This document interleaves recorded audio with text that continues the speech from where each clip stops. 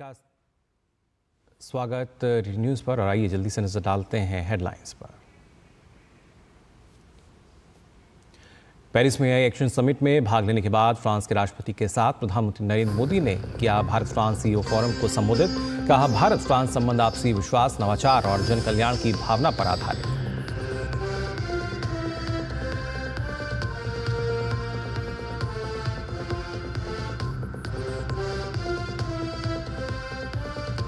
प्रधानमंत्री नरेंद्र मोदी ने फ्रांस में आई एक्शन समिट से अमेरिकी उपराष्ट्रपति जेडी वांस से की मुलाकात। साझा हितों के विभिन्न मुद्दों पर चर्चा। पीएम मोदी ने एस्टोनिया के राष्ट्रपति अलार करिस के साथ भी की द्विपक्षीय वार्ता।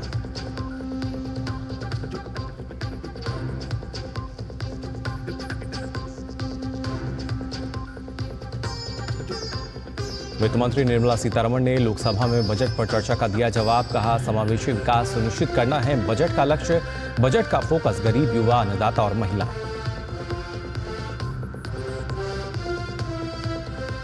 दिल्ली विधानसभा चुनाव में करारी हार के बाद अरविंद केजरीवाल ने पंजाब नेताओं संघ की बैठक। कांग्रेस का दावा, पंजाब में होगा मध्यावधि चुनाव। भाजपा ने कहा, केजरीवाल पंजाब का मुख्यमंत्री बनने के लिए तलाश रहे हैं रास्ते। और माघ पूर्णिमा से पहले प्रयागराज में उमड़ा भक्तों का समूह। श्रद्धालुओं के लिए किया जा रहे हैं खास इंतजाम। सीएम योगी ने विपक्ष के आरोपों पर कसा तंज। कहा, जीवन भर वीवीआईपी ट्रीटमेंट लेने वाले महाकुंभ को लेकर कर रहे हैं दुष्प्रचार। और आइए सबसे पहले बात करते हैं प्रधानमंत्री नरेंद्र मोदी के दौरे को लेकर। दरअसल पीएम नरेंद्र मोदी ने भारत फ्रांस सीईओ मंच को संबोधित किया। उन्होंने कहा कि भारत और फ्रांस केवल लोकतांत्रिक मूल्यों से नहीं जुड़े हैं, बल्कि दोनों की दोस्ती की नींव विश्वास, नवाचार और जन कल्याण की भावना पर आधारित है। प्रधानमंत्री नरेंद्र मोदी ने कहा कि 2047 तक न सिर्फ विकसित भारत का जो लक्ष्य है हम उसको पूरा करेंगे, साथ ही साथ पीएम मोदी ने सीईओ फोरम को भारत की विकास यात्रा में शामिल होने के लिए भी निमंत्रित किया। पीएम ने कहा कि जब फ्रांस की टेक्नोलॉजी और भारत का टैलेंट मिलेगा तो सिर्फ व्यापारिक परिदृश्य पर ही नहीं बल्कि वैश्विक बदलाव होगा। साथ ही प्रधानमंत्री ने कहा कि दुनिया की सबसे तेजी से बढ़ती प्रमुख अर्थव्यवस्था जल्द ही दुनिया की तीसरी सबसे बड़ी अर्थव्यवस्था बनने जा रही है। उन्होंने कहा कि वैश्विक मंच पर हमारी पहचान ये है कि आज भारत तेजी से एक पसंदीदा वैश्विक निवेश गंतव्य बन रहा है। उन्होंने देश में उठाए जा रहे सुधारात्मक कदमों का जिक्र करते हुए कहा कि निवेश के लिए यही समय सबसे सही समय है। भारत के 1.4 बिलियन लोगों ने 2047 तक विकसित भारत का संकल्प लिया है। चाहे डिफेंस हो या एडवांस टेक्नोलॉजी, फिनटेक हो या फार्मा, टेक हो या टेक्सटाइल, एग्रीकल्चर हो या एविएशन, हेल्थ केयर हो या हाईवेज, स्पेस हो या सस्टेनेबल डेवलपमेंट। आप सभी साथियों के लिए इन सभी क्षेत्रों में इन्वेस्टमेंट्स और कोलैबोरेशंस की अनेक संभावनाएं हैं। मैं आप सभी को भारत की विकास यात्रा से जुड़ने के लिए आमंत्रित करता हूं। जब फ्रांस की फिनेस और भारत का स्केल मिलेगा, जब भारत का पेस और फ्रांस का प्रिसिजन मिलेगा, जब फ्रांस की टेक्नोलॉजी और भारत का टैलेंट मिलेगा, तो सिर्फ बिजनेस लैंडस्केप ही नहीं, ग्लोबल ट्रांसफॉर्मेशन होगा। आज भारत डाइवर्सिफिकेशन और डी रिस्किंग का सबसे बड़ा केंद्र बनता जा रहा है। कुछ दिन पहले हमारे बजट में न्यू जनरेशन रिफॉर्म्स अंकित किए गए हैं। ईज ऑफ डूइंग बिजनेस के लिए नए कदम उठाए हैं। पिछले कुछ वर्षों में हमने 40,000 से अधिक कंप्लायंसेस को रेशनलाइज किया है। ट्रस्ट बेस्ड इकोनॉमिक गवर्नेंस को आगे बढ़ाने के लिए एक high level committee for regulatory reforms गठित की है। कस्टम रेट स्ट्रक्चर को रेशनलाइज किया है। अंतर्राष्ट्रीय व्यापार को आसान करने के लिए डिजिटल पब्लिक इंफ्रास्ट्रक्चर की मदद से भारत ट्रेड नेट की शुरुआत की जा रही है। ईज ऑफ लिविंग की दिशा में नया सिंप्लीफाइड इनकम टैक्स कोड हम ले आ रहे हैं। नेशनल मैन्युफैक्चरिंग मिशन की घोषणा की है और नए सेक्टर्स जैसे कि इंश्योरेंस सेक्टर को 100% एफडीआई के लिए खोल दिया गया है। इन सब इनिशिएटिव्स को आप जरूर ध्यान से स्टडी करें। मैं आप सबको कहता हूं कि भारत में आने का यही समय है, सही समय है। इससे पहले एआई वैश्विक सम्मेलन में प्रधानमंत्री नरेंद्र मोदी ने तकनीक का प्रयोग मानव कल्याण के लिए करने, संचालन व्यवस्था और मानक स्थापित करने को लेकर सामूहिक वैश्विक प्रयासों का आह्वान किया। उन्होंने कहा कि साझा मूल्यों को बनाए रखने और जोखिमों से निपटने के लिए ये जरूरी है। पेरिस एआई एक्शन शिखर सम्मेलन में एआई फाउंडेशन का गठन करने का निर्णय हुआ। प्रधानमंत्री नरेंद्र मोदी ने फ्रांस के राष्ट्रपति इमैनुअल मैक्रों के साथ सह अध्यक्षता की। प्रधानमंत्री ने कहा कि तकनीक को भरोसेमंद बनाने, पारदर्शिता अपनाने, डेटा और टैलेंट का पूल साझा करने, डेटा की प्राइवेसी, तकनीक का विविधीकरण, साथ ही ग्लोबल साउथ के देशों के लिए तकनीक को और भी सुरक्षित, समावेशी बनाने और सहयोगात्मक दृष्टिकोण अपनाने पर जोर दिया। प्रधानमंत्री ने चौथा वैश्विक एआई शिखर सम्मेलन भारत में आयोजित कराने की भी घोषणा की। I welcome the decision to set up the AI Foundation at the Council for Sustainable AI. We must also make the Global Partnership for AI truly global in nature. To build on the momentum of this Action Summit, India would be happy to host the next summit. मानव कल्याण के लिए AI प्रौद्योगिकी का उपयोग बेहतर भविष्य बनाएगा। प्रधानमंत्री ने उन आशंकाओं को भी खारिज किया जिसमें एआई के प्रयोग में आने से रोजगार में कमी आने का अंदेशा जताया जा रहा है। उन्होंने कहा, आशंका डर को छोड़ जरूरत स्किलिंग और री स्किलिंग की है। Loss of jobs is AI's most feared disruption. But history has shown that work does not disappear due to technology. Its nature changes and new types of jobs are created. We need to invest in skilling and reskilling our people for an AI-driven future. प्रधानमंत्री ने कहा कि भारत में AI क्षेत्र में कई अवसर हैं। देश के पास स्किल्ड युवा है, एआई क्षेत्र में स्टार्टअप हैं, निवेश और नवोन्मेष का अच्छा इकोसिस्टम है। वहीं फ्रांस के राष्ट्रपति इमैनुअल मैक्रों ने कहा कि साझा हित के लिए ओपन सोर्स एआई का होना जरूरी है। Artificial intelligence, we have to have greater and more consolidated quality data. And we want to have models, we want to have open access, but it has to be multiple access. We're all different. You can see it just looking around the auditorium here. And the example we saw from Prime Minister Modi earlier with the left hand and the right hand, we can see the different models. We want open source models and multiple sorts which reflect our diversity. Transparency of algorithms are key elements to establish trust in artificial intelligence. सम्मेलन में प्रधानमंत्री ने कहा कि तकनीक और machine का उपयोग सदैव मानव कल्याण के लिए होता रहेगा। मशीनें कभी भी हावी नहीं हो सकती। प्रधानमंत्री नरेंद्र मोदी का संदेश स्पष्ट था। एआई समिट में नवाचार को जिम्मेदार शासन के साथ आगे बढ़ाना होगा। ध्यान इस पर देना होगा कि एआई को समावेशी, पारदर्शी और सभी के लिए सुलभ बनाया जाए। कैमरा पर्सन राकेश के साथ मैं तापस भट्टाचार्य, दूरदर्शन समाचार, पेरिस। प्रधानमंत्री नरेंद्र मोदी ने अपनी फ्रांस यात्रा के दौरान पेरिस में आयोजित एआई सम्मेलन से इतर अमेरिकी उपराष्ट्रपति जेडी वांस से मुलाकात की। मुलाकात के दौरान दोनों नेताओं के बीच साझा हितों के विभिन्न मुद्दों को लेकर बातचीत हुई।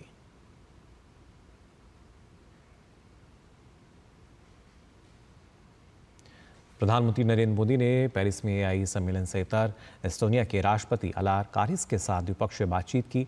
दोनों नेताओं ने व्यापार, आईटी, डिजिटल, नवाचार, संस्कृति, पर्यटन, साइबर सुरक्षा और अन्य क्षेत्रों में भारत और एस्टोनिया के बीच बढ़ती साझेदारी का स्वागत किया। प्रधानमंत्री मोदी ने एस्टोनिया में बढ़ती योग की लोकप्रियता को भी सराहा।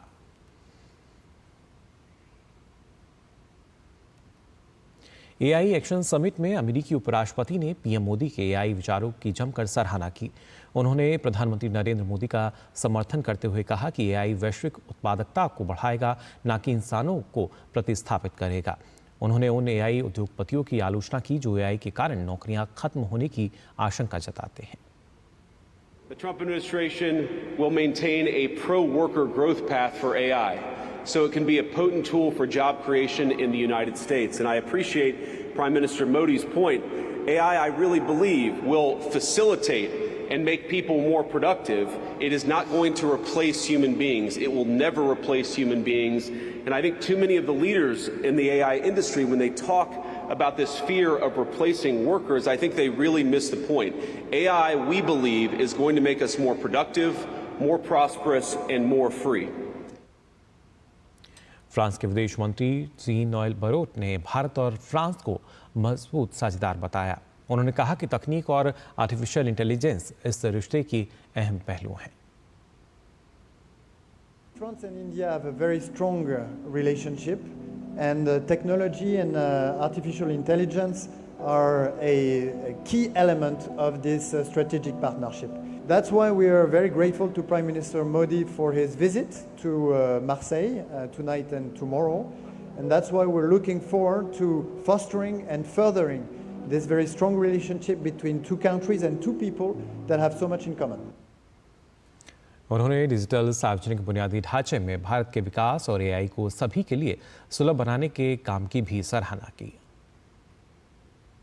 We think there is a third path between an AI that would be controlled by governments, AI that would be controlled by very large big tech companies. We think that there is a third path that relies on open technology, sustainable technology that can provide for a welfare enhancement for the people of the world. This is exactly the spirit of the public digital infrastructure that India have been promoting, and this is in this spirit that we want to build and promote such open, sustainable, and governed AI infrastructure for the benefit of all.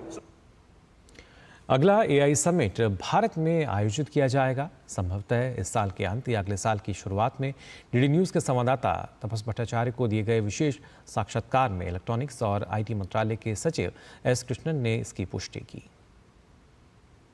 Paris में इस वक्त S Krishnan माइती secretary मौजूद है। Sir, सबसे पहले तो ये बताइए, एआई समिट में प्रधानमंत्री ने कहा हम प्रपोज करते हैं एआई समिट को इंडिया में करने के लिए, क्या उसका लेटेस्ट अपडेट है? क्या हम लोग कर रहे हैं, और कर रहे हैं तो कब कर रहे हैं, थोड़ा डिटेल बताइए। एआई समिट के कंक्लूडिंग वक्तव्य देते हुए माननीय प्रधानमंत्री जी ने वहाँ पे उपस्थित सभी को बताया कि अगला जो एआई समिट होगा उसका होस्ट इंडिया होगा और ये भारत में किया जाएगा।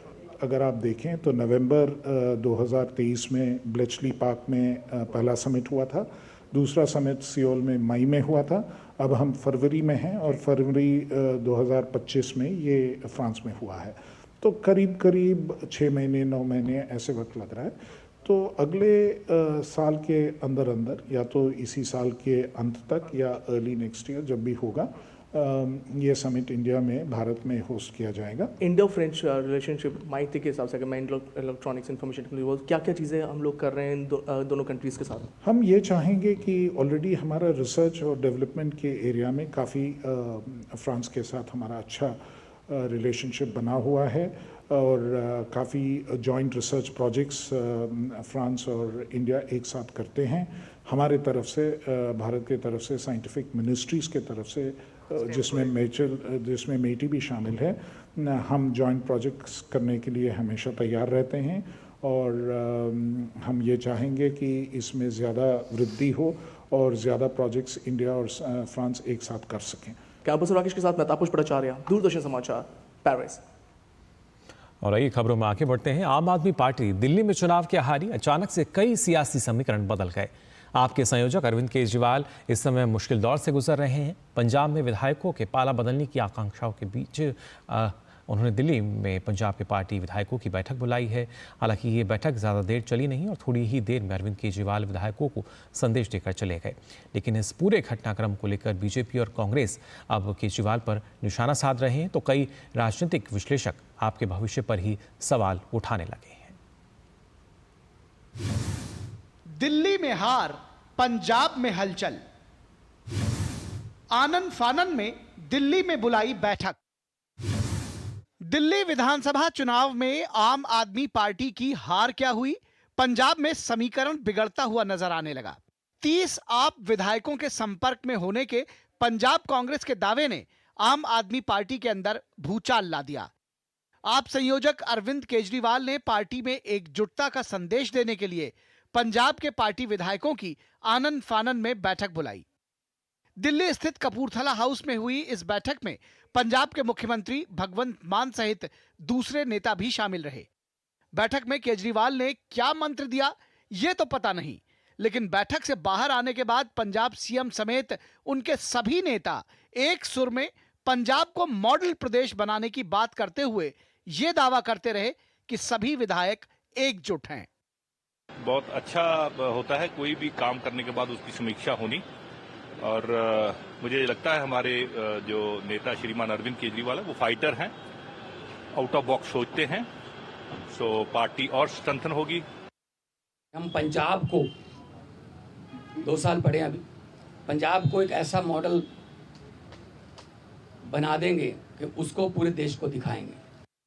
दरअसल दिल्ली में आपकी करारी हार के बाद पंजाब विधानसभा में प्रतिपक्ष के नेता प्रताप सिंह बाजवा ने दावा किया कि आम आदमी पार्टी के 30 विधायक कांग्रेस के संपर्क में है। इसके बाद पार्टी में भगदड़ मचने की आशंका को देखते हुए जहां अरविंद केजरीवाल सतर्क हो गए हैं, वहीं कांग्रेस एक बार फिर पंजाब में मध्यावधि चुनाव होने का दावा कर रही है।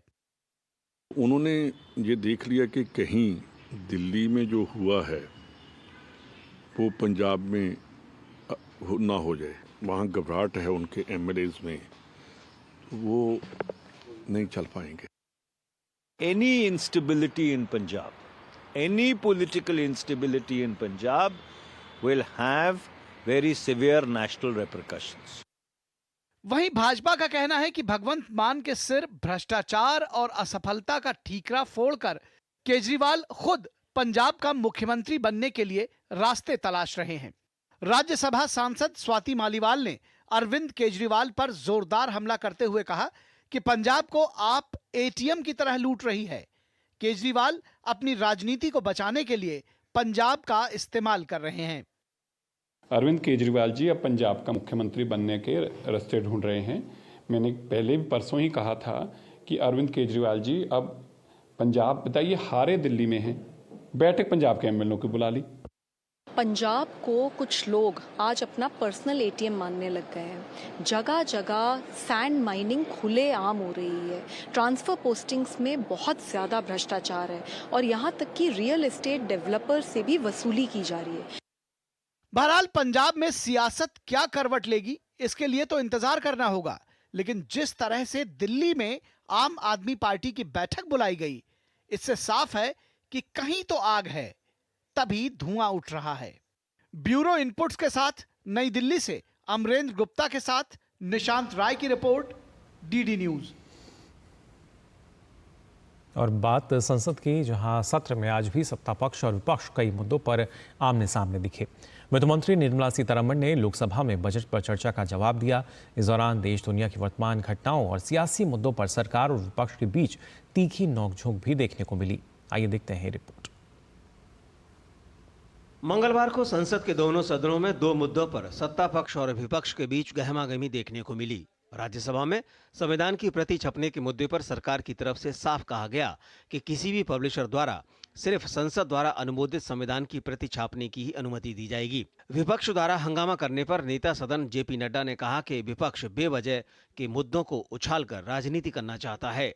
जब कॉन्स्टिट्यूशन 1950 में इम्प्लीमेंट हुआ उस वक्त बाबा साहब अम्बेडकर भी जिंदा थे, जवाहरलाल नेहरू थे, वल्लभ भाई पटेल थे, सभी कॉन्स्टिट्यूंट असेंबली के मेंबर थे। तो उसमें कोई बदलाव उस वक्त आपको नहीं दिखा। और आपके जो मुखर्जी है वो भी थे, लेकिन आज आप नए नए शब्द ला रहे। भारत रत्न भीमराव अम्बेडकर जी हम सब के लिए आदरणीय हैं और जिस तरीके से उन्होंने भारत के संविधान को रचने में जो चेयरमैन की भूमिका अदा की है उसको देश कभी भूल नहीं सकता।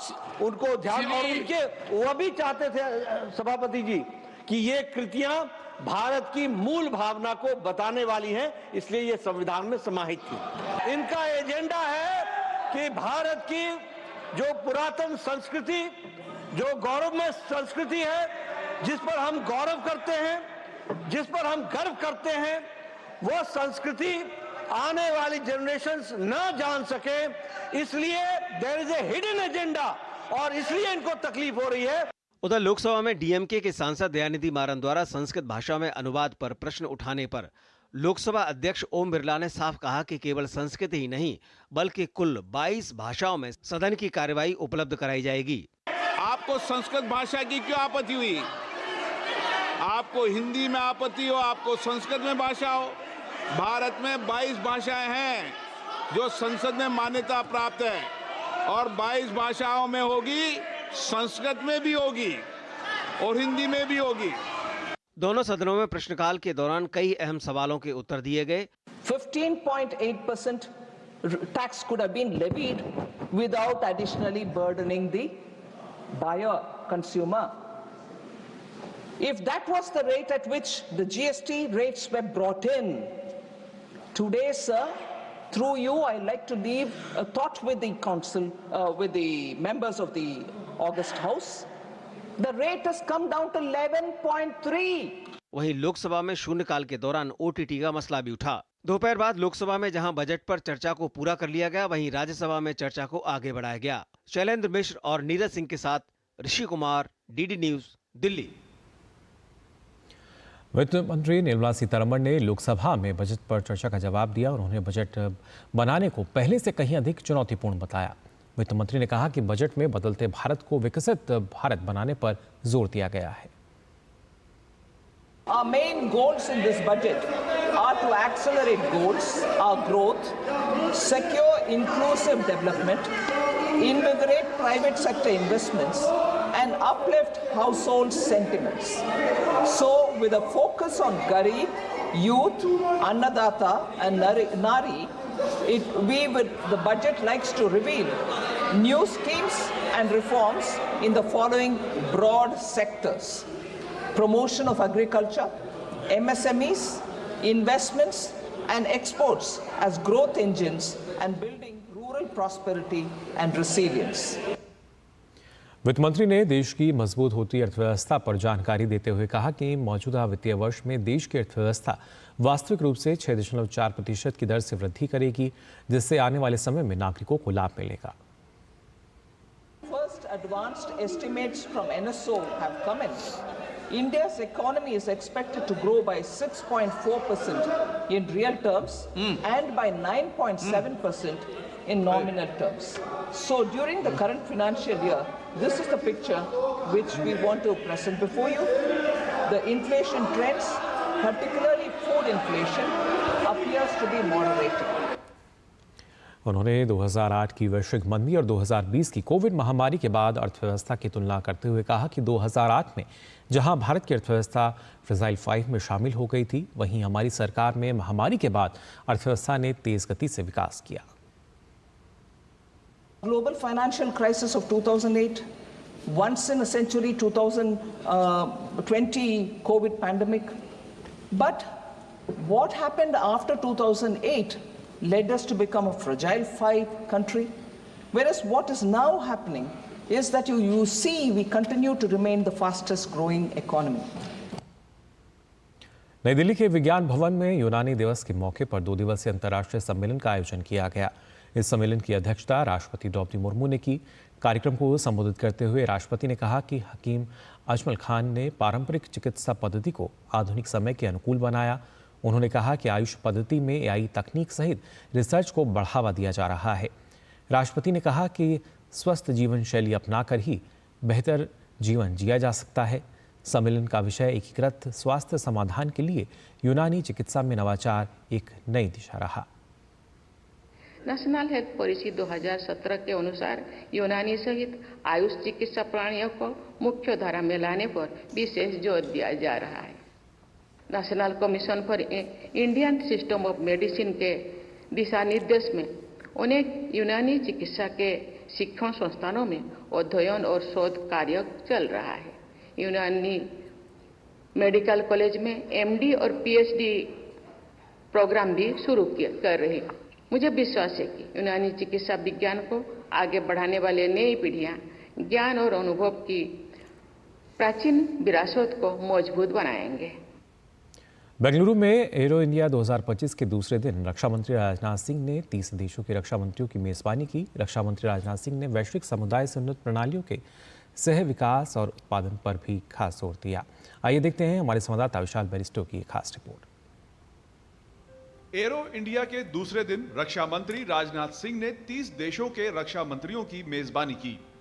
इस मौके पर राजनाथ सिंह ने रक्षा से संबंधित एक पुस्तक का विमोचन किया। भारत ब्रिज अंतर्राष्ट्रीय रक्षा और वैश्विक जुड़ाव के माध्यम से लचीलापन निर्माण विषय पर रक्षा मंत्रियों के सम्मेलन को संबोधित करते हुए रक्षा मंत्री ने आतंकवाद, साइबर अपराध, मानवीय संकट और जलवायु प्रेरित आपदाओं की चुनौतियों से एकजुट होकर निपटने की आवश्यकता पर जोर दिया। The challenges we face from terrorism and cyber crime to humanitarian crisis and climate-induced disasters transcend borders, and they demand a united response. The Bridge Initiative represents our commitment to transforming dialogue into actionable outcomes, fostering partnerships that are resilient, adaptable, and forward-looking. Rajnath Singh ने कहा कि AI, quantum प्रौद्योगिकी, hypersonic और निर्देशित ऊर्जा जैसी विघटनकारी प्रौद्योगिकियां युद्ध के चरित्र को बदल रही हैं। उन्होंने जोर देकर कहा कि इन परिवर्तनों का भविष्य के युद्ध पर गहरा प्रभाव पड़ेगा, जिससे चुनौतियों का सामना करने के लिए आवश्यक क्षमताओं का पुनर्मूल्यांकन करने पर मजबूर होना पड़ेगा। उन्होंने बताया कि कमजोर स्थिति से अंतर्राष्ट्रीय व्यवस्था और शांति सुनिश्चित नहीं की जा सकती है और भारत सरकार अपनी रक्षा क्षमताओं में बदलाव लाने के लिए कोई कसर नहीं छोड़ रहा है। India's engagement in the global stage exemplifies our commitment to fostering security and growth for all. In the Indian Ocean region, we have embraced the policy of Sagar, security and growth for all in the region, and are focusing on key areas such as maritime security, economic development, and blue economy. Bengaluru में आयोजित arrow India 2025 में नागरिक उड्डयन मंत्री राम मोहन नायडू ने हिस्सा लिया। इस दौरान उन्होंने हिंदुस्तान एरोनॉटिक्स लिमिटेड द्वारा निर्मित HJT-36 यशस, एक स्वदेशी जेट विमान है जो एरोस्पेस और रक्षा निर्माण में भारत की प्रगति को उजागर करता है। राम मोहन नायडू ने अपना अनुभव साझा करते हुए बताया कि भारत का स्वदेशी जेट विमान आत्मनिर्भर भारत विजन के तहत रक्षा उत्पादन में आत्मनिर्भरता हासिल करने में उल्लेखनीय प्रगति को दर्शाता है। भारत लेन देन के संबंधों में नहीं बल्कि आपसी क्षमता निर्माण पर विश्वास करता है। इन्हीं शब्दों के साथ रक्षा मंत्री राजनाथ सिंह ने अपने मित्र देशों को आमंत्रित किया कि वो भारत में आए और सह उत्पादन और सह विकास में हिस्सा ले। कैमरामैन सी के अशोक के साथ बेंगलुरु से मैं विशाल बैरिस्टो, डीडी न्यूज। नई दिल्ली में इंडिया इजराइल बिजनेस फोरम का आगाज हुआ। ये फोरम आर्थिक सहयोग, तकनीकी सहयोग और निवेश के अवसरों के नए रास्ते तलाशने के लिए दोनों देशों के शीर्ष व्यापारिक नेताओं, नीति निर्माताओं और उद्योग हितधारकों को एक साथ ला रहा है। ये फोरम व्यापार संबंधों को बढ़ाने, विभिन्न क्षेत्रों में सहयोग को बढ़ावा देने और भारतीय एवं इजरायली व्यवसायों के बीच निवेश के अवसरों की पहचान करने पर केंद्रित है। केंद्रीय वाणिज्य और उद्योग मंत्री पीयूष गोयल ने इंडिया इजराइल बिजनेस फोरम को संबोधित करते हुए कहा कि भारत एक उभरती हुई शक्ति है। दोनों देशों को मिलकर जियोपॉलिटिक्स और सप्लाई चेन को सुरक्षित करना होगा। उन्होंने कहा कि आर्थिक श्रृंखला का सारा लाभ इजराइल और भारत को मिल सकता है। हमें व्यापार और टैरिफ मुद्दों की बाधाओं को दूर करने की जरूरत है।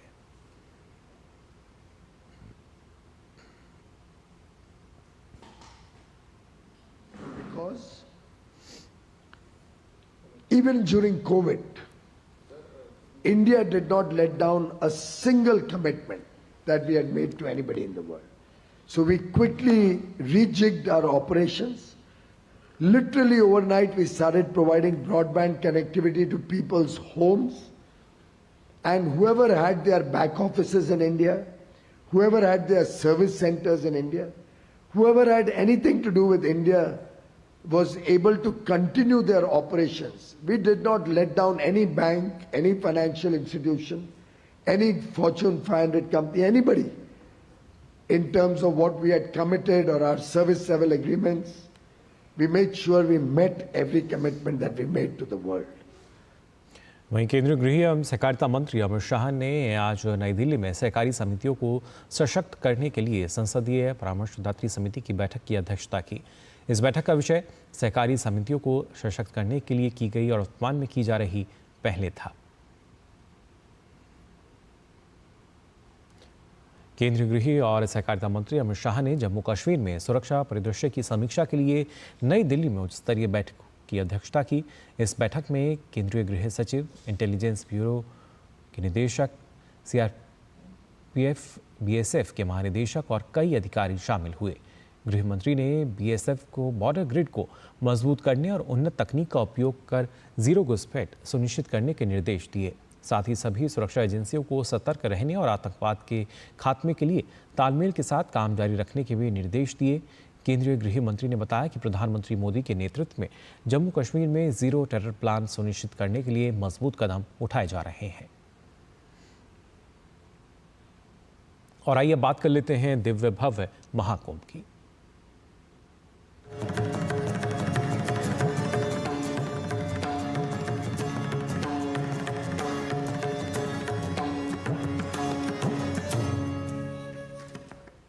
महाकुंभ 2025 के अंतर्गत बुधवार को माघ पूर्णिमा के रूप में चौथे स्नान पर्व के सफल आयोजन को लेकर योगी सरकार अपनी तैयारियों को चाक चौबंद करने में जुटी हुई है। सीएम योगी आदित्यनाथ का स्पष्ट आदेश है कि महाकुंभ मेला क्षेत्र तथा प्रयागराज शहर में किसी भी स्नानार्थी, श्रद्धालु, कल्पवासी या आम नागरिक को किसी भी प्रकार की असुविधा ना हो। ऐसे में यातायात वाहनों के सुगम आवागमन, पार्किंग, सुरक्षा, सर्विलांस और मॉनिटरिंग समेत विभिन्न पहलुओं पर पूरी तत्परता के साथ स्थानीय प्रशासन और पुलिस विभाग द्वारा कार्य किया जा रहा है।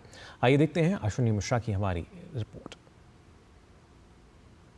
12 फरवरी को प्रयागराज महाकुंभ में माघ पूर्णिमा का स्नान है। पौष पूर्णिमा से शुरू हुआ स्नान महाकुंभ का सिलसिला अनवरत जारी है। 45 करोड़ से ज्यादा लोग पवित्र स्नान कर चुके हैं, प्रयागराज पहुंच चुके हैं, जो कि दुनिया के किसी भी देश के, चीन और भारत की आबादी से ज्यादा की संख्या है। यहाँ कोई भीड़ भाड़ नहीं है, सब आराम से स्नान कर रहे हैं। हमारी सरकार का और हमारे पुलिस प्रशासन का और हमारे मीडिया प्रभारी लोगों का सभी के सहयोग से बहुत अच्छा मेला चल रहा है। We saw on the news it was very, very crazy, too many people, and we were a little bit scared and worried about what was going to happen. But now we're here, it's okay. For now, it's okay. It's pretty relaxed. It's amazing. This is like never seen in my life. Yeah, it's amazing. Look the faith and the kindness of the people in order to come, in order to be fair with God. आप देख सकते हैं कि विदेशों से भी आए हुए व्यक्ति, श्रद्धालु मुदित हैं, प्रमुदित हैं, आश्चर्यचकित हैं इस जीवंत आश्चर्य को देखकर। व्यवस्था बहुत बढ़िया है। हम लोग आए हैं वेस्ट बंगाल का आसनसोल से। यहाँ पर जो योगी जी जो किए हैं, हम लोग बड़ी प्रसन्न हैं। I am witnessing the blessed person and blessed generation that witnessing the Mahakumbh. First of all, after 144 years, शायद हम next महाकुंभ ना अटेंड कर पाए। और खासा उत्साह है युवाओं में भी, और युवा बड़ी संख्या में यहाँ पर पहुँच रहे हैं। जितना अफवाहें थी वो सब गलत है। काफ़ी लोग को आराम है, हम लोग काफ़ी आराम से घूम रहे हैं, आनंद आ रहा है। पहले अफवाहों पे ध्यान नहीं दीजिए, जो है लाइव आके देखें, महसूस करें, इससे अच्छी व्यवस्था हो ही नहीं सकती है। और ये दृश्य अगर आप देखें तो प्रसिद्ध कविता के रूप में अमौसा का मेला जो कहा गया था कि भक्ति के रंग में रगल गांव देखा, धर्म में कर्म में सनल गांव देखा, अगल में बगल में सगल गांव देखा, अमौसा नहाए चलल गांव देखा। लेकिन यहाँ पर पूरा का पूरा देश स्नान करने पहुंच रहा है। कैमरा पर्सन रमाकांत के साथ अश्विनी कुमार मिश्र, डीडी न्यूज, महाकुंभ नगर, प्रयागराज।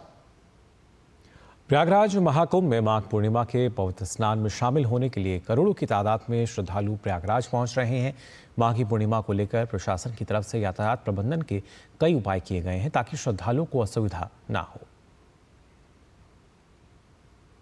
प्रयागराज के महाकुंभ में आने वाले श्रद्धालुओं की भीड़ कम होने का नाम नहीं ले रही है और रोज लाखों की संख्या में लोग संगम में पवित्र स्नान के लिए यहां पहुंच रहे हैं। महाकुंभ में बुधवार को माघ पूर्णिमा का अमृत स्नान होना है। ऐसे में देश के कोने कोने से लाखों की तादाद में लोग प्रयागराज पहुंच रहे हैं। आस्था और अध्यात्म के महापर्व महाकुंभ में व्रत, संयम और सत्संग का कल्पवास करने का विशिष्ट विधान है। इस वर्ष महाकुंभ में 10 लाख से अधिक लोगों ने विधिपूर्वक कल्पवास किया।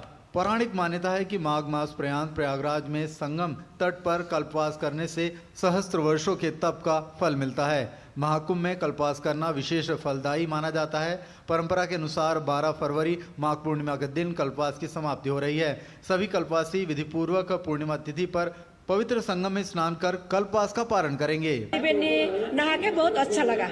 यहाँ का सब कुछ बहुत अच्छा है। यहाँ का जितना प्रशासन है उनका भी बहुत व्यवस्था सुविधा है। यहाँ का व्यवस्था बहुत ही अच्छा है। बहुत अच्छे से हम लोग कल भी स्नान किए हैं, आज भी स्नान किए हैं। वहीं प्रयागराज महाकुंभ में मेला क्षेत्र में माघी पूर्णिमा को लेकर यातायात प्रबंधन के लिए कई उपाय किए गए हैं। माघी पूर्णिमा पर्व से पहले प्रशासन ने महाकुंभ मेला क्षेत्र में आज सुबह 4 बजे से ही वाहनों की नो एंट्री लागू कर दिया है। मेला क्षेत्र में आकस्मिक सेवाओं से जुड़े वाहनों को छोड़ सभी वाहनों का प्रवेश बंद रहेगा। ANPR कैमरास भी इस्तेमाल कर रहे हैं, AI इनेबल्ड कैमरास भी इस्तेमाल कर रहे हैं। हम टोल से भी डेटा कलेक्ट कर रहे हैं कि कितने वाहन विभिन्न मार्गों से आ रहे हैं। आसपास के जो जनपद हैं उनके जो अधिकारी हैं उनसे हम निरंतर संवाद में हैं। दिव्य भव्य कुंभ में हर व्यक्ति चाह रहा है कि वो यहाँ पर पहुँचे और आस्था की डुबकी लगाए। कैमरामैन रामजी वाजपेयी के साथ विकास सिंह, डीडी न्यूज, प्रयागराज महाकुंभ। तो जहां महाकुंभ को दिव्य बनाने के लिए उत्तर प्रदेश सरकार लगातार कोशिश में जुटी हुई है, वहीं इसको लेकर सियासत अब भी जारी है। लोकसभा में राष्ट्रपति के अभिभाषण पर चर्चा के दौरान सपा प्रमुख अखिलेश यादव ने एक बार फिर कुंभ की व्यवस्था का मामला उठाया तो बीजेपी ने उनके बयानों पर आपत्ति जताई। वहीं यूपी सीएम ने साफ कहा कि नकारात्मकता फैलाने वाले ये वही लोग हैं जिन्होंने जीवन भर सरकार का वीवीआईपी ट्रीटमेंट लिया है। दिव्य महाकुंभ में करोड़ों लोग आस्था की डुबकी लगा चुके हैं और लाखों लोग प्रतिदिन संगम में स्नान कर रहे हैं। लेकिन आस्था से परे कुंभ पर राजनीति भी जारी है। लोकसभा में राष्ट्रपति अभिभाषण पर चर्चा के दौरान सपा प्रमुख अखिलेश यादव ने एक बार फिर कुंभ की व्यवस्था का मामला उठाया, जिस पर भाजपा सांसद निशिकांत दुबे ने आपत्ति दर्ज की। ये पहली बार हुआ होगा ऐसा कि लोग 300 किलोमीटर के जाम में फंस गए। न केवल एक मुख्यमंत्री सभापति महोदय, उन्हें 2-2 मुख्यमंत्रियों को लगाना पड़ा कि कैसे जाम रुक जाए। अखिलेश यादव ने बयान पर उत्तर प्रदेश के मुख्यमंत्री योगी आदित्यनाथ जमकर बरसे। महाकुंभ की व्यवस्था पर फैलाई जा रही भ्रामक जानकारी को लेकर उन्होंने सपा को घेरा और कहा कि नकारात्मकता फैलाने वाले ये वही लोग हैं जिन्होंने जीवन भर सरकार का वीवीआईपी ट्रीटमेंट लिया है। ये हमेशा भारत और सनातन धर्म का विरोध करते हैं। 29 दिन में 45 करोड़ श्रद्धालु अब तक वहां स्नान कर चुका है। आप मुझे बताओ, भारत और चीन के बाद किसी देश के पास 45 करोड़ की आबादी निवास करती है क्या? और एक अस्थायी शहर में 45 करोड़ श्रद्धालु आकर के डुबकी लगा करके चला जाए तो इससे बड़ी बात और क्या हो सकती है। लेकिन जिनको नकारात्मकता फैलानी है, और नकारात्मकता फैलाने वाले कौन लोग हैं? ये नकारात्मकता फैलाने वाले वही लोग हैं जिन्होंने जीवन भर वीवीआईपी ट्रीटमेंट लिया है सरकार की। दिव्य महाकुंभ में करीब 45 करोड़ लोग आस्था की डुबकी लगा चुके हैं। ऐसे में समाजवादी पार्टी को अपने वोट बैंक पर खतरा नजर आने लगा है। बहरहाल आस्था राजनीति पर भारी है और लोग लगातार महाकुंभ पहुंच रहे हैं। Bureau report, DD news. और आइए खबरों में आगे बढ़ते हैं। आपको बता दें, भाजपा की राष्ट्रीय मंत्री और दिल्ली विधानसभा की सह चुनाव प्रभारी डॉक्टर अलका गुर्जर ने दिल्ली की जीत को पीएम नरेंद्र मोदी के मॉडल की जीत बताया। डीडी न्यूज़ के वरिष्ठ संवाददाता अमरेंद्र गुप्ता के साथ बातचीत के दौरान अलका गुर्जर ने कहा कि दिल्ली की जनता ने मोदी की गारंटी पर भरोसा किया है और ये उसी की जीत है। अलका गुर्जर ने डीडी न्यूज़ के जरिए दिल्ली की जनता को अपील की कि जल्द ही दिल्ली में सरकार बनने के बाद विकास का काम धरातल पर नजर आएगा और पीएम की एक एक गारंटी को यहां पूरा किया जाएगा। दिल्ली में एक बड़ी विक्ट्री 27 साल बाद। ओवरऑल आपने पूरा कैंपेन को देखा, बहुत करीब से देखा, सारी रणनीति भी देखी, कैसे देख रही हैं इस विक्ट्री को? देखिए, ये दिल्ली की जीत है भारतीय जनता पार्टी के संगठन, समर्पित कार्यकर्ताओं और मोदी जी के नेतृत्व की जीत है और दिल्ली को आपदा से मुक्ति मिली है। अब दिल्ली का इंफ्रास्ट्रक्चर डेवलपमेंट भी होगा, यमुना साफ होगी और जिस विकास की बाट दिल्ली जो रही थी वो विकास भी होगा। केजरीवाल की इतनी बुरी हार और उसमें जो उनका वोट बैंक था, महिला वोट बैंक, जिसमें MM की बात करते थे, मिडिल क्लास महिलाओं का जो वोट बैंक, वो पूरा खिसक के बीजेपी की ओर टर्न हुआ है। तो इसके पीछे उनकी नाकामियां और जिस तरह से महिलाओं के मुद्दों पे वो काम नहीं कर पाए, कहीं ना कहीं देख रही हैं उसको। शराब घोटाला और भ्रष्टाचार और जन विरोधी घोषणाएं, ऐसी घोषणाएं जिनके बारे में उन्होंने एक कदम भी आगे नहीं बढ़ाया और दिल्ली जिसने उन पर विश्वास किया था कि भ्रष्टाचार मिटाएंगे, वो खुद भ्रष्टाचार में डूब गए। तो यही एक कारण है और इसके अलावा मोदी जी का नेतृत्व, मोदी सरकार की नीतियाँ, हमारे संगठन की ताकत, दिल्ली की जीत और ये दिल्ली को आपदा से मुक्ति दिलाने में बहुत महत्वपूर्ण रही है। और दिल्ली में अब इंफ्रास्ट्रक्चर डेवलपमेंट होगा और विकसित भारत के संकल्प के साथ विकसित दिल्ली भी होगी। एक प्रचंड जीत, इसके बाद सरकार बनाने की तैयारी और सभी का जो एक सोच है कि सीएम कौन होगा, किस तरह की कवायद और क्या नाम निश्चित हो चुके हैं? देखिए, सीएम कमल का फूल होगा, पार्टी का समर्पित कार्यकर्ता होगा जो हमारे संकल्प पत्र के अनुकूल हमारी मोदी की गारंटी को पूरा करेगा, जो दिल्ली के दिल में बसेगा और निश्चित रूप से भ्रष्टाचार से और मोदी सरकार की नीतियों को लागू करेगा, भ्रष्टाचार को मिटाएगा। ये थी भारतीय जनता पार्टी के वरिष्ठ नेत्री और दिल्ली चुनाव की सह प्रभारी डॉक्टर अलका गुर्जर जी, जिनका साफ तौर पर मानना है कि ये बड़ी जीत एक जिम्मेदारियों के साथ आई है और इस बार दिल्ली की जो जीत है वो प्रधानमंत्री नरेंद्र मोदी के संकल्प की जीत है, उसको सिद्धि तक पहुंचाने का काम किया जाएगा और जल्द ही नई सरकार दिल्ली में विकास की कई बयारों को लेकर आएगी। कैमरामैन राज के साथ अमरेंद्र गुप्ता, डीडी न्यूज, दिल्ली। और वहीं पटपड़गंज विधानसभा सीट से बीजेपी के नवनिर्वाचित विधायक रविंद्र सिंह नेगी ने अपनी जीत का श्रेय प्रधानमंत्री नरेंद्र मोदी को दिया। डीडी न्यूज़ के वरिष्ठ संवाददाता अमरेंद्र गुप्ता के साथ बातचीत में रविंद्र सिंह नेगी ने कहा कि अब दिल्ली को आपदा मंजूर नहीं है। भारतीय जनता पार्टी के पटपड़गंज से नवनिर्वाचित विधायक जो हमारे साथ हैं, रविंद्र सिंह नेगी, जिन्होंने आम आदमी पार्टी के अवध ओझा को हराया है। नेगी साहब, कितनी बड़ी जीत मानते हैं जब आम आदमी पार्टी के अवध ओझा को हराया और ये वो गढ़ जहां पे मनीष सिसोदिया पहले आपको हरा चुके हैं? बहुत बड़ी जीत है, ये कार्यकर्ताओं को जीत है, जनता की जीत है। 28,074 वोट से ऐतिहासिक हमने जीत हासिल करी और माननीय प्रधानमंत्री नरेंद्र मोदी जी की अगुवाई में ये जीत हमें मिली है और कार्यकर्ताओं को उत्साह देखिए आप, 26-27 साल का वनवास खत्म हुआ है। अच्छा रविंद्र जी, कई समस्याएं थी जिसको आप उठाते रहे लगातार पटपड़गंज के डेवलपमेंट के लिए, जो मनीष सिसोदिया ने किया, किस तरह के विजन, जो 5 काम आप सबसे पहले करेंगे? साफ पानी, साफ सीवर साफ, पार्कों की बदहाली ठीक करेंगे, ये काम ठीक करेंगे। प्रधानमंत्री नरेंद्र मोदी के विजन से एक 27 साल बाद भारतीय जनता पार्टी की प्रचंड बहुमत के साथ सरकार, कैसे देख रहे हैं? भाई ये जीत माननीय प्रधानमंत्री मोदी जी की जीत है, उनकी अगुवाई में हमने सबने लड़ा और लोगों ने डबल इंजन की सरकार पर भरोसा जताया। अंतिम सवाल, झाड़ू की जो तिनके हैं बिखर गए हैं और अरविंद केजरीवाल, मनीष सिसोदिया सहित तमाम पार्टी के नेता हार गए, क्या दिल्ली को मंजूर नहीं है? दिल्ली को आपदा मंजूर नहीं है। जिस आपदा ने 12 साल दिल्ली को शराब पिलाई, जिस आपदा ने यमुना साफ नहीं करी, जिस आपदा ने गंदा पानी पिलाया, जिस आपदा ने सीवर साफ नहीं करे, तो लोग नहीं चाहते थे ये लोग आए। तो ये थे रविंद्र नेगी, जिनका साफ तौर पर कहना है दिल्ली में आपदा मंजूर नहीं है, इसलिए उन्होंने लगातार दिल्ली वासियों ने आपदा को हराया है और भारतीय जनता पार्टी की 27 साल बाद बहुमत के साथ सरकार बन रही है। और इस समय जो है कार्यकर्ताओं का जोश अपने पूरे उत्साह और पूरे चरम पर है। Amrendra Gupta, DD news, Delhi. और दिल्ली की करावलनगर विधानसभा सीट पर बीजेपी के नवनिर्वाचित विधायक कपिल मिश्रा ने अपनी जीत का श्रेय पीएम नरेंद्र मोदी की योजनाओं को दिया। उन्होंने बताया डीडी न्यूज से बातचीत के दौरान कि कैसे दिल्ली की जनता का उन्होंने आभार जताते हुए कहा कि राजधानी को आपदा से मुक्ति मिल चुकी है। दिल्ली के लोगों ने झूठ और लूट की राजनीति की लुटिया यमुना जी में डुबा दी है।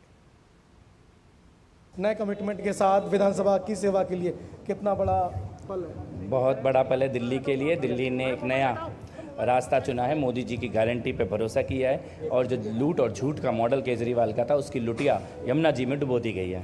10 साल की जो आपदा की सरकार है उसको पूरी तरह से बिखेर दिया, जिसमें अरविंद केजरीवाल सहित तमाम नेता ध्वस्त हो गए। कैसे देख रहे हैं सर? आज दिल्ली मोदी जी के साथ है, जिस दिशा में देश चल रहा है उसी दिशा में दिल्ली चले। लगता है आपको कि इस बार क्या की रिपोर्ट अगर आई और अरविंद केजरीवाल जेल जा सकते हैं? अगर नहीं, क्या की रिपोर्ट टेबल होगी, प्रधानमंत्री जी ने ये बोला ही है और जो भी घपले घोटाले हुए हैं वो सार्वजनिक रूप से उनकी जांच की जाएगी। बिल्कुल। तो दिल्ली के अगले विकास की ओर किस तरह से देख रहे हैं? देखिए, जो हमारा वादा है उसको एक एक गारंटी को पूरा किया जाएगा। दिल्ली वासियों ने मोदी की गारंटी पर विश्वास किया है और मोदी जी ने जो संकल्प किया है दिल्ली के विकास के लिए वो लगातार काम करेंगे और आने वाले समय में दिल्ली जो है विकसित दिल्ली की ओर बढ़ेगी और राजधानी की एक नई तस्वीर सामने आएगी। कैमरामैन राज के साथ अमरेंद्र गुप्ता, डीडी न्यूज, दिल्ली। तो न सिर्फ देश की राजधानी बल्कि भारत की हम बात करें तो एक नई भूमिका में नजर आता है। भारत एक बार फिर से वैश्विक ऊर्जा के जब हम बात कर रहे हैं तो उसके केंद्र में नजर आता है और इसी को लेकर आपको बता दें कि जो कार्यक्रम है उसकी शुरुआत आज हुई है। किस तरीके से भारत ऊर्जा क्षेत्र को लगातार उस पर फोकस दे रहा है और किस तरीके से न सिर्फ सस्टेनेबिलिटी, इनोवेशन, ग्लोबल कोलैबोरेशन के ज़रिए जो भारत का ऊर्जा क्षेत्र है वो पूरे विश्व के सामने और भी जो अवसर हैं, नई संभावनाएं हैं, उनके दरवाजे खुलता नजर आएगा। आइए जानते हैं इस खास रिपोर्ट के जरिए। इंडिया एनर्जी वीक 2025 एक ऐसा वैश्विक ऊर्जा मंच जहां 120 देशों के प्रतिनिधि, 70,000 से ज्यादा डेलीगेट्स, 700 से अधिक एग्जीबिटर्स और 500 से ज्यादा वक्ता हिस्सा ले रहे हैं। 100 से ज्यादा पैनल डिस्कशंस और टेक्निकल कॉन्फ्रेंस के जरिए ये सम्मेलन ऊर्जा क्षेत्र के लिए एक नई दिशा तय करने वाला है। पीएम मोदी ने वीडियो कॉन्फ्रेंसिंग के जरिए इस मेगा इवेंट का उद्घाटन किया और दुनिया को भारत की स्वच्छ ऊर्जा नीति, इनोवेशन और निवेश के रोड मैप से रूबरू कराया। 21st सेंचुरी भारत की सेंचुरी है। भारत अपनी ही नहीं दुनिया की ग्रोथ को भी ड्राइव कर रहा है और इसमें हमारे एनर्जी सेक्टर की बहुत बड़ी भूमिका है। पीएम मोदी ने भारत के 3 बड़े हरित ऊर्जा लक्ष्यों पर जोर दिया। 2030 तक 500 गीगावाट अक्षय ऊर्जा उत्पादन, 5 million metric ton green hydrogen उत्पादन और 19% एथेनॉल ब्लेंडिंग, जिससे कार्बन उत्सर्जन कम होगा और किसानों की आय बढ़ेगी। बड़ी डिस्कवरीज और गैस इंफ्रास्ट्रक्चर के व्यापक विस्तार के कारण हमारा गैस सेक्टर एक्सपांड कर रहा है। इससे हमारे एनर्जी मिक्स में नेचुरल गैस का शेयर बढ़ा है। भारत अभी 4th लार्जेस्ट रिफाइनिंग हब है और हम अपनी कैपेसिटी 20% तक बढ़ाने में जुटे हैं। भारत का हाइड्रोकार्बन सेक्टर भी तेजी से आगे बढ़ रहा है। ओपन एक्रेज लाइसेंसिंग पॉलिसी और रिफाइनिंग क्षमता में 20% बढ़ोतरी के साथ भारत अब दुनिया का चौथा सबसे बड़ा रिफाइनिंग हब बन चुका है। तमाम कंपनियां आई हैं जो कि लगातार एनर्जी पे काम कर रही हैं और भारतीय कंपनियों की खासी धमक यहाँ पर दिखाई दे रही है। भारतीय कंपनियों ने खासतौर पे उनके जो उत्पाद हैं वो यहाँ पर प्रदर्शित किए हैं, जिसमें कि पेट्रोलियम से लेकर उसमें गैस और सोलर एनर्जी पे खास तौर पे फोकस किया गया है।